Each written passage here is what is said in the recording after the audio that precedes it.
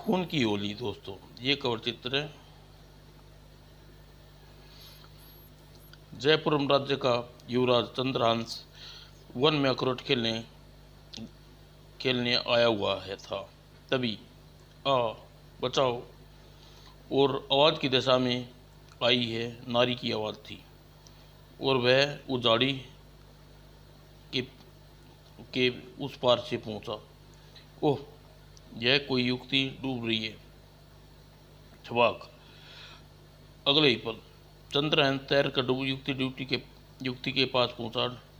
उसे पकड़कर वह पुनः तट की ओर लौटा पड़ा और तट पर आकर इतनी सौंदर्यवती हुई, तुम आत्महत्या क्यों करने चली थी?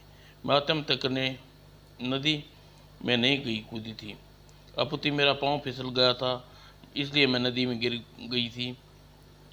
फिर तुम इस बात को क्यों भूल रहे हो कि आत्महत्या करने वाले को बचाव के लिए नहीं चलाते? ओह, सुंदरी वर्धन होने के साथ साथ तुम बुद्धिमान भी हो, लेकिन कौन हो तुम? तुम्हारा नाम क्या है? मेरा नाम गरिमा है। मैं मंगलगढ़ की सेनापति की पुत्री हूँ, और मैं अपना परिचय देता हूँ। मेरा नाम चंद्रहास है और मैं जयपुरम का युवराज हूँ। ओह, तुम जयपुरम के युवराज हो?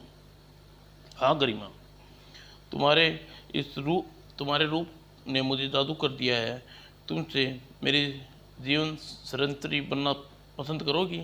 युवराज के शब्द मुंह से निकलते से पहले एक बार अच्छी तरह सोच लेते तो अच्छा होता। तुम्हारी जानकारी के लिए बता दूं, मंगलगढ़ की कन्याएं इतनी सस्ती और सामान्य नहीं है कि कहीं भी उन्हें ब्याह दिया जाए। यह तुम क्या कह रही हो गरिमा? जानती नहीं? शायद मेरी माँ भी तुम्हारे राज्य के राजा की बेटी है। अपनी माँ के बारे में मुझसे बात न करो तो ठीक रहेगा। और यह कहकर गरिमा अपने घोड़े पर सवार हो गई, और फिर उसने अपने घोड़े को ऐड लगाई, रुको गरिमा, रुको तो सही। और गरिमा का घोड़ा उसकी नज़रों से ओझल हो गया। गरिमा का व्यवहार मेरी समझ में नहीं आया। उसने मेरा प्रस्ताव ठुकरा क्यों दिया? उसने यह क्यों कहा कि मंगलगढ़ की कन्याएं इतनी सस्ती और सामान्य नहीं है कि कहीं भी उनसे ब्याह किया जाए? और मंगलगढ़ यहाँ से कुछ कोस ही दूरी पे है। मुझे इसी समय वहाँ जाकर इसके नाना जी से गरिमा द्वारा विचित्र व्यवहार का विषय में पूछना चाहिए। और चंद्रहांस उसी समय अपने घोड़ा को मंगलगढ़ की ओर दौड़ा दिया। और जब वह मंगलगढ़ पहुंचा, नाना जी प्रणाम। ओ, जीते रहो चंद्रहांस। और कुशल आदान प्रदान के पश्चात, कहो चंद्रहांस, आज अचानक ननिहाल की कैसी याद आ गई? और तब चंद्रहांस ने गरिमा की मुलाकात के विषय में सविस्तार राजा नागेंद्र को बताया। नाना जी, गरिमा ने मेरी माँ महारानी मालती के विषय में कहा कि उसने मुझे विषय में बात न करूं तो ठीक रहेगा। इसके साथ साथ मेरे प्रणय प्रस्ताव को कह कर ठुकरा दिया कि मंगलगढ़ की कन्याएं इतनी सस्ती नहीं है, सामान्य नहीं है कि जो कहीं भी ब्याह कर दी जाए। गरिमा ने ऐसी बात क्यों कही नाना जी? ओह, तो आज चंद्रहांस पुनरावृत्त हो पुनरावृत्त होने जा रहा है क्या? राजा नागेंद्र को सोच में डूबा देख, नाना जी, आपने मेरी बात का कोई जवाब नहीं दिया। बेटा चंद्रहांस, इन बातों के विषय में अपनी माँ से जाकर पूछो तो वह सब जानती है। ठीक है नाना जी, मैं उन्हीं से पूछता हूँ। आप पर आपको एक बात और बता दीजिए, गरिमा को मेरा अपमान किया है। हर हालत में उससे ब्याह करके उससे अभिमान को तोड़ना चाहता हूँ। अच्छा नाना जी, अब मैं चलूँगा। मैं पिताजी महाराज और रानी माँ को बताए बिना यहाँ आया था, और जयपुर में मेरी खोज कर रहे होंगे। ठीक है, मैं तुम्हें रोकूंगा नहीं बेटे। और चंद्रहास अपने सैनिकों के साथ मंगलगढ़ की ओर में जयपुर जयपुर में लौटा पड़ा। और काफ़ी दूर तक पहुंचा था कि तभी उसे याद आया, मेरी तलवार। लगता है मंगलगढ़ के राजमहल में नाना जी के कक्ष में ही चौकी पर रह गई है। और उसने एक सैनिक को आदेश दिया, मेरी तलवार मंगलगढ़ के नाना जी के कक्ष में गई है, जाकर उसे ले आओ। तब तक हम यहीं रुके हैं। जो 11 राजकुमार। और सैनिक मंगलगढ़ की ओर वापस लौट पड़ा और सिर दी वह तलवार लेकर वापस लौटा। तलवार आसानी से मिल गई। हाँ युवराज, किसी ने तलवार को छुआ भी नहीं था। मुझे उसने कहा कि तलवार आप उठा लूँ। ओह नाना जी, क्या कर रहे थे? क्या वह मुझे याद कर रहे थे? सैनिक चुपचाप खड़ा देख रह गया। उन्होंने मेरे विषय में कुछ पूछा, फिर भी सैनिक चुपचाप खड़ा रहा। सैनिक, तुमने मेरे प्रश्न का वो जवाब क्यों नहीं दिया? क्या बात है, तुम चुप क्यों हो? युवराज, आप मुझे तलवार लाने भेजते तो ठीक रहता। क्या मतलब? क्षमा करें युवराज, आपकी तलवार लेने मंगलगढ़ के महल में पहुंचा तो एक दासी उस स्थान को दूध से धो रही थी जिस स्थान पर आप बैठे आपके नाना जी के वार्तालाप किया था। यह बात समझ में नहीं आई। और उस स्थान से कुछ देर पहले चंद्रहांस बैठा, उस स्थान पर दूध से धुलाने का क्या आवश्यकता पड़ गई? जब मैंने तलवार उठाकर कक्ष से बाहर निकला। क्यों भाई, तुम बता सकते हो उस स्थान को दूध से क्यों धो रहे हैं जिस स्थान पर युवराज चंद्रहांस कुछ देर पहले बैठे थे? वह स्थान शुद्ध पुत्र के असर पर प्रतीत हो गया है, अतः शुद्ध किया जा रहा है। ओह, शुद्ध पुत्र? किसे शुद्ध पुत्र कह रहे हो भाई? तुम्हारे युवराज चंद्रहांस को। और किसे कह रहा हूँ? क्या बक रहे हो तुम? जानते नहीं युवराज की माँ मालती तुम्हारे महाराज नगेंद्र की बेटी है? तो क्या हुआ? तुमने यह अभिमान है कि तुम्हें अरे महाराज मंगलम राजपरिवार की कन्या से ब्याही गई थी? नहीं, ऐसा नहीं है।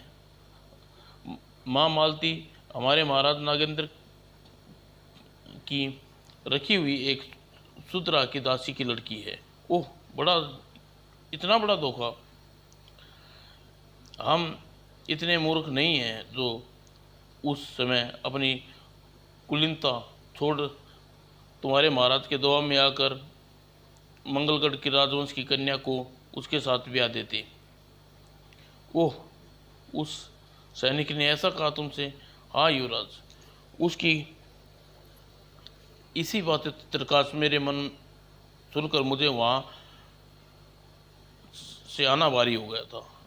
मैं अभी जाकर उस सैनिक को मदद करता हूँ। नहीं युवराज, ऐसा मत कीजिएगा।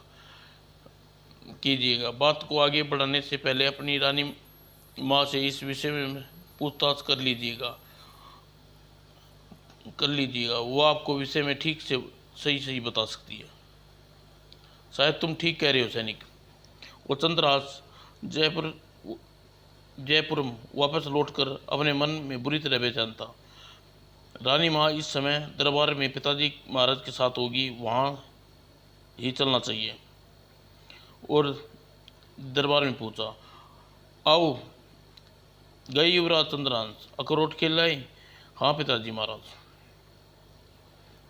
और वह अपनी माँ मालती से उन्मुख हुआ। माँ, मैं आपसे एक प्रश्न पूछना चाहता हूँ। आशा करता हूँ मेरे प्रश्न का सही उत्तर देंगी। पूछिए युवराज, मुझसे क्या पूछना चाहती हैं? तो बताओ माँ, मंगलगढ़ महाराज नगेंद्र कौन सी रानी की संतान है? यह तुम कैसा प्रश्न पूछ रहे हो युवराज? माँ, तुमसे मेरे प्रश्न का हर हालत में उत्तर चाहिए। नहीं, मैं तुम्हारे किसी भी उजुल फुलजूल प्रश्न का उत्तर नहीं दूंगी, जिस प्रश्न का कोई औपचारिक नहीं है।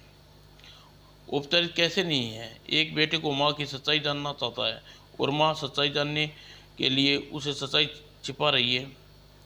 आज तुम बड़ी बढ़ के बातें कर रहे हो युवराज। युवराज, अपनी राज मर्यादा को तनिक ध्यान नहीं है। भले दरबार में अपनी माँ से किस लहजे में बात कर रहे हो तुम? क्षमा करें पिताजी। महाराज, माँ प्रश्न का उत्तर जानते हुए भी नहीं दे रही है। महारानी मालती, युवराज को बता दीजिए अपनी माँ का नाम। अब मैं इसे कैसे बताऊं महाराज कि आप एक रानी नहीं और एक सनातन, एक अपिति, एक शूद्र दासी की पुत्री हैं। राजहंस, ओह राजन, जानते हो तुम क्या बक रहे हो? बक नहीं रहा पिताजी। महाराज, सही कह रहा हूँ, और सच्चाई क्या है यह आप जान सकते हैं। मालती, सच सच बताओ, क्या चंद्रहंस ने जो कुछ कहा है ठीक कहा है? जी महाराज। क्या इसका मतलब यह हुआ तुम वास्तव में एक शूद्रदासी की पुत्री हो? जी महाराज, मेरी माँ यामिनी चंद्र नागेश महल में शूद्र दासी थी। ओह, आखिर यह सब क्या है? गोरखधंधा है। यदि तुम वास्तव में एक दासी की पुत्री हो तो राजा राघवेंद्र ने हमारे साथ इतना बड़ा धोखा किया, कैसे किया? हमें विस्तार से बताओ मालती। ठीक है, मैं आपको प्रारंभ से ही बताती हूँ, सुनिए। आज से 26 वर्ष पूर्व की बात है, जब आपका दूत अपना पत्र लेकर मंगलम राज्य निगंदर सिंह के पास पहुंचा। राजा निगंदर, हमने सुना है तुम्हारी पुत्री मालती अति सुंदरी है। हम अपनी पत्नी बनाना चाहते हैं। आशा करता हूँ तुम्हें यह प्रस्ताव स्वीकार हो। राजा सूर्यहंस जयपुरम। और पत्र पढ़कर नागेंद्र सोच में पड़ गया। राजा सूर्यहंस जैसा विलासी चरित्र राजा से भला मैं अपनी बेटी कैसे ब्याह सकता हूँ? तभी महाराज का यह पत्र आपके नाम है। और दूत ने से लेकर पत्र नागेंद्र को पत्र पढ़ा। हाँ राजा नागेंद्र, यदि आपको हमारा प्रस्ताव स्वीकार नहीं है तो उस सूरत में हम मंगलम ईंट के ईंट बजा देंगे और मंगलम मानव रहित बना देंगे। राजा सूर्यहंस, ओह, राजा सूर्यहंस ने धमकी दी है? पर सूर्यहंस को धमकी में दम है। एक विशाल सेना का स्वामी है और पल भर में हमारे राज्य को तहस नहस कर सकता है। और राजहित के लिए हम राजा सूर्यहंस का यह प्रस्ताव मानकर आंखों देखी मक्खी नहीं निकल सकती। इसके सिवा कोई चारा नहीं है। और यह निर्णय उन्हें दूत से कहा। हमने तुम्हारे राजा का प्रस्ताव स्वीकार कर लिया है। उनसे कहना आज से 10वें दिन बरात लेकर मंगलगढ़ आ जाए। जो आज्ञा राजन। और सूर्यहंस के पास जाकर दूत ने यह सूचना दी। ओह, आज बहुत खुश हूँ रंभा। आज हमारा मदिरा का प्याला खाली न होने पाए। आज हम जी भर के पिएंगे। और राग विलास महफिल कई दिन तक चलती रही। और 10वें दिन सूर्यहंस की बारात मंगलम पहुंची। और उधर बारात की आभक्ति की जा रही थी। दूसरी ओर मैं एक विलास चरित्रहीन व्यक्ति का विवाह नहीं करूंगी। बारात को द्वार पर आ पहुंची है। अब मैं क्या कर सकती हूँ और क्या नहीं? हीरा चाट कर अपनी जान दे देती हूँ। और मालती ने हीरे से जड़ी अंगूठी को निकाल कर उसे हीरा चाट लिया और सिर दिया। आह राजकुमारी जी। और पल भर में ही राजकुमारी मालती प्राण त्याग दिए। ओ, लगता है राजकुमारी ने हीरा चाट लिया है। ओह। और जब यह सूचना राजा निरंतर तक पहुंची, ओह, यह क्या हो गया? नगरंतर भागा भागा महल में पहुंचा। बेटी, तूने यह क्या किया? स्वामी, अब क्या होगा? बारात द्वार पर खड़ी है। राजा सूर्यवंश दुर्घटना का पता चलेगा तो वह क्रोध से बावला उठेगा और वह क्रोध में वह सब कुछ भी कर सकता है। ओह, तब क्या होगा? कुछ समझ में नहीं आ रहा महारानी, कैसी विडंबना है। मंगल गान गाए जाने जा रहे हैं, मौत का सन्नाटा पसरा पड़ा हुआ है। उसी समय दासी केतकी ने कक्ष में प्रवेश किया। महाराज, आपका प्रधानमंत्री जी बुला रहे हैं। और शोक में डूबे नागेंद्र ने जब सिर उठाकर देखा, ओह, दासी होकर भी यह एक कन्या कितनी रूपवती है। कौन कह सकता है यह दासी कर्म करती होगी। उसी समय उसके दिमाग में कुर्म था, यह दासी हमें संकट की इस घड़ी से उबार सकती है। और वह विचार आती, ओ महाराज, ये आप क्या रहे हैं? बेटी, तुम इस पगड़ी की लाज बचा लो। महाराज, बेटी, बारात द्वार पर खड़ी है। राजकुमारी मालती ने अत्यंत कर ली है। अत्यंत इस घड़ी में तुम मालती बन सकती हो। राजकुमार मालती बन जाओ। मैं कुछ समझी नहीं महाराज। बेटी, इस राज्य की बचाने के लिए तुम्हें अपना अशिष्ट तो बलिदान देनी पड़ेगी और राजकुमारी मालती का नाम धारण करके सूर्यवंश से विवाह करना होगा। लेकिन यह कैसे हो सकता है? मैं एक शुद्ध दासी हूँ की पुत्री हूँ। इस बात को केवल हम और मंगलम लोग जानते हैं। राजा सूर्यवंश मालती ही समझेगा, उसे मालती को देखा नहीं है। महाराज, आपने तो मुझे बड़ी दुविधा में डाल दिया है। मैं अपनी माँ से पूछे बिना यह विषय में कुछ भी नहीं कर सकती। तब उसकी माँ दासी यामिका को बुलाया गया और जब सारी बात बताई गई, बेटी राधिका, हमने इस राजवंश का नमक खाया है। उस नमक का हक अदा करने में हमें समय आ गया है। तुम्हें राजकुमारी मालती बनना होगा और फिर मुझे दुल्हन बनाया गया और मालती के रूप में आपसे साथ विवाह किया। विवाह के पश्चात जब मैं सूर्यम आई, ओह मालती, हमारे विषय में जैसा सुना था तुम वैसे ही खूबसूरत हो। और महाराज, यह मेरी कड़वी सच्चाई। ओह ठगनी, तूने मेरे राजवंश में प्रवेश कर कलंकित कर दिया। इसलिए हम इसी वक्त तुम्हें महारानी पद से मुक्त करते हैं। इसके साथ ही हम तेरी कोख से जन्मे चंद्रहांस युग से पद युवराज का पद वापस ले रहे हैं। और महाराज, मैं दासी थी और दासी ही रहूँगी। मुझे अपने चरणों की दासी बने रहने दीजिए। मुझे मेरा अधिकार न छीनो। हट दूर हट कुलटा। आज हम राजवंश की समझ कर गले लगाते रहे और गले लगाने अब हम तुझे जीवित नहीं रहने देंगे। और तलवार खींची, चल। मर गई। और सूर्यवंश चंद्रवंश को देखा, तुम भी यहाँ खड़े खड़े हमारा पद छीन लिया गया है। अब यहाँ तुम्हारा क्या काम? मैं अपने अधिकार को यूँ नहीं छीनने जाने दूंगा पिताजी महाराज। और आगे बढ़कर राजपुरोहित से कहा, राजपुरोहित जी, युवराज क्या कारण युवराज के पद के कारण जो गौरव मुझे प्राप्त था मुझसे छीन लिया गया है। इसका कोई और मजाल नहीं छीन लिया गया है। इसका मुझे कोई मलाल नहीं है। पर मेरी दोनों बुझाएं में मेरा पास है। बुझाएं तो मेरे पास ही रहेंगी। इसमें जो बल है कहीं नहीं जाएगा। आपसे बस इतना पूछना चाहता हूँ कि इन बुझाओं में बहने वाला रक्त किसका है, मेरी माँ या मेरे पिता का? निसंदेह पिता का। माता का अवशेष पिता के पुत्र पर अधिक होता है। जब मेरे शरीर में सूर्यवंश का रक्त बह रहा है तो मेरा पद क्यों छीना जा रहा है राजपुरोहित जी? हाँ, यह बात विचारणीय है।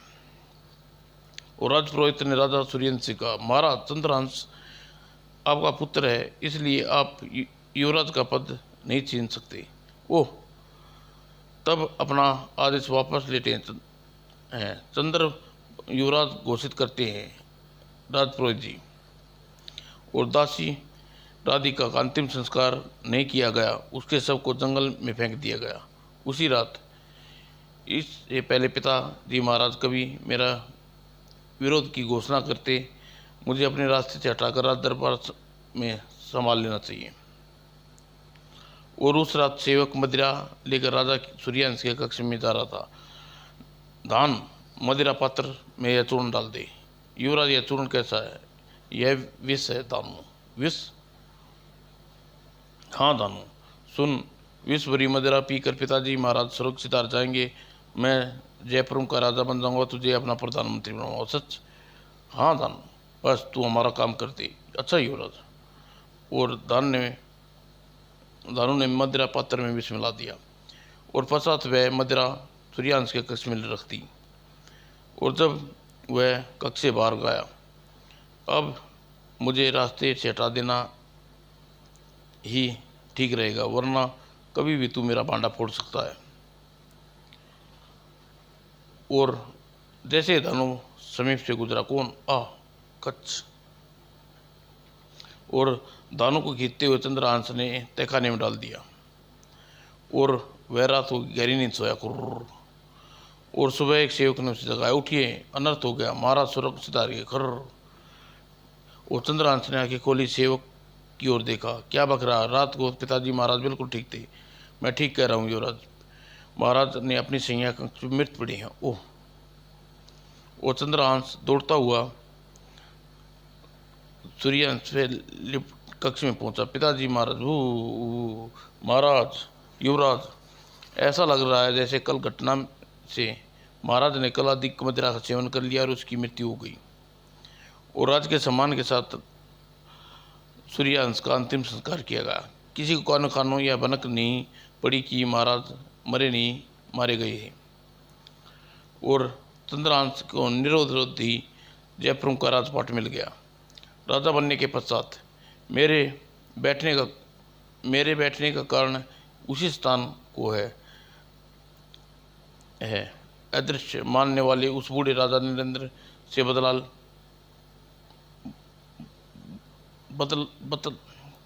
नगेंद्र सिंह को बतला कर रहूँगा। चंद्रहंस का अपमान किसे कहते हैं? और उस अभिमानी युक्ति गरिमा के गर्व को चूर चूर करके रहूँगा। अगले दिन उसने अपनी विशाल सेना के साथ मंगलगढ़ पर प्रस्थान किया। और जब उसकी सेना मंगलगढ़ में पहुंची, आज मंगलगढ़ का कोई जीवित नहीं रहना चाहिए। तुम्हारे सामने कोई आए, कोई शस्त्रधारी या निहत्था, स्त्री, बच्चे, बालक, वृद्ध, अतिरिक्त किसी पर दया दिखाने की आवश्यकता नहीं है। जैसे किसान फसल काटता है, वैसे ही प्रकार मंगलम के लोगों को काट डालना। अपने शौर्य के बल मंगलम का सवगढ़ बना दो मेरे बहादुर सैनिकों। और चंद्रहन के आदेश पर सैनिकों ने मंगलम के ऊपर टूट पड़ी। आह मेरा बच्चा।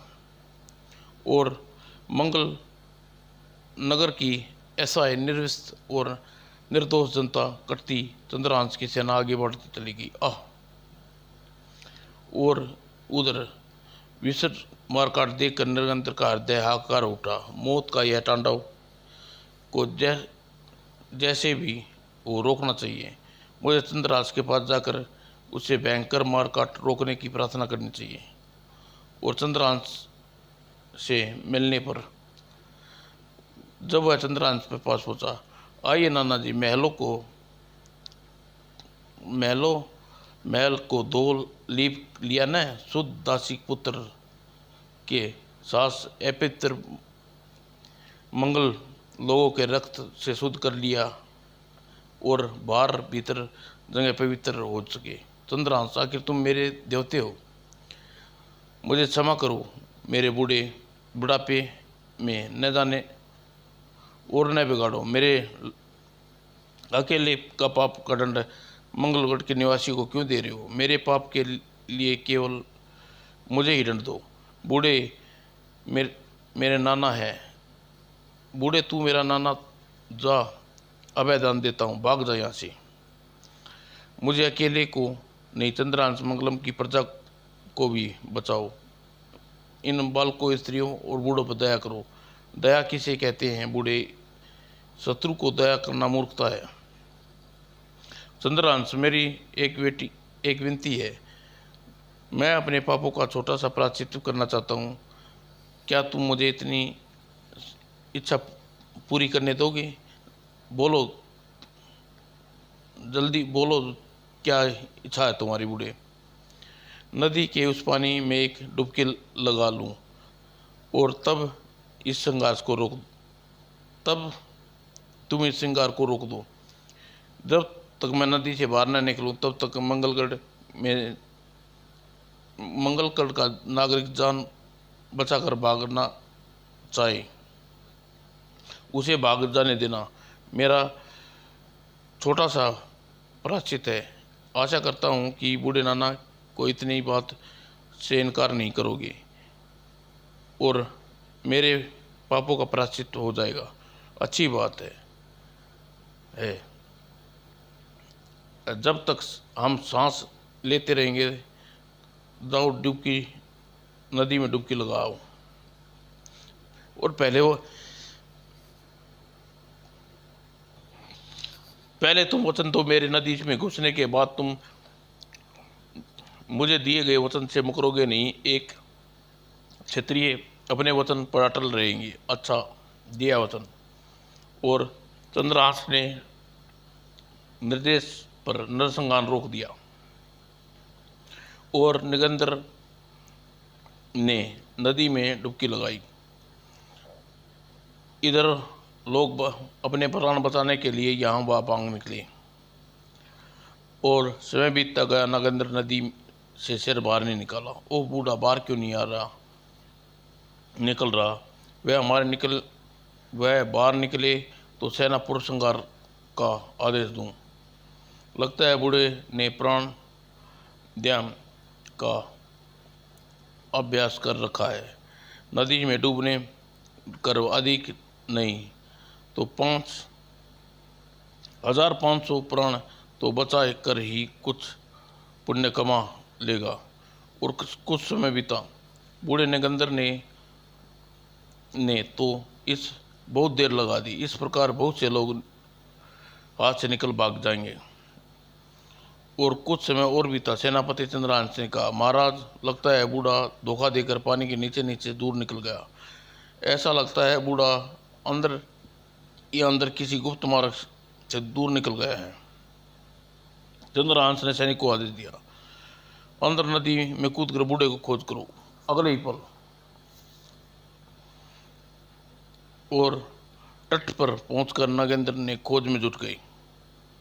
और कुछ देर बाद एक सैनिक नदी से बाहर निकला। ओह, यह तो पेड़ की जड़ से निकट। ओह, यह क्या? सैनिक किसी पेड़ की जड़ निकाल कर लाया है और बूढ़ा नागेंद्र चिपका हुआ है। यह तो मर गया है। लगता है नगर के लोगों की जान बचाने के लिए नागेंद्र ने जानबूझकर पेड़ की जड़ से चिपक कर जान दे दी। शायद नागेंद्र सिंह मन में विचार उठ रहा होगा, जितनी देर वह नदी में रहेगा उतनी देर तक प्रजा निडर होकर भाग कर अपनी जान बचा सकती है। तभी देख लिया चंद्रहास मंगलगढ़ के लोग कितने स्वाभिमानी होते हैं। चंद्रहास ने चौंक कर देखा। ओह गरिमा, तुम कहो चंद्रहास, अब संघार में तुम क्या मिला? और कुछ मिला या ना मिला, मुझे तुम्हें हासिल करने के यहाँ से जाऊँगा। दिन में खुली आंखों से सपन देखकर चंद्रहास मेरे हाथ नहीं आने वाली। सैनिक को पकड़ लो इसे। गरिमा के पास पहुँचते ही पहले कटार निकाली और गरिमा ने हंसते हंसते मौत को वर्ण कर लिया। नागेंद्र सिंह की तरह। ओह, इस देश के निवासी कितने जाबाज निडर हंसते हंसते प्राण की बलि दे डालते हैं। चंद्रहास जैसे आया था वैसा ही जयपुर वापस लौट गया। समाप्त दोस्तों।